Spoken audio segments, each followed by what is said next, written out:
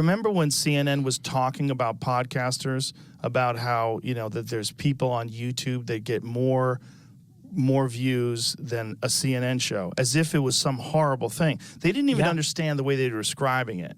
They were describing it as if they're entitled to viewers. That's right. They were saying, there's people on YouTube right now that get more views than this show.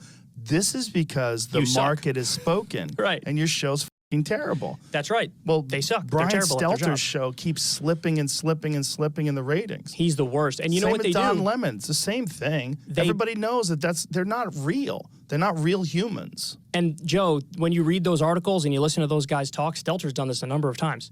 There are segments where they're outright calling for censorship. Yes. They're like, hey, please deplatform the people who I don't like because, they're saying things that are conspiracy theories. And by the way, they use that for anything. They use it so loosely. Brian Stelter talking to the press secretary saying, what are we doing wrong? What are we doing wrong? Like, hey, you're supposed to be a journalist. And they wonder why they get no views. But it's not even that. It's like they're obviously being told a certain amount of what to do. And I mean, maybe he'd be an interesting guy if he had his own podcast, if he could just rely on his own personality and be himself. I don't know.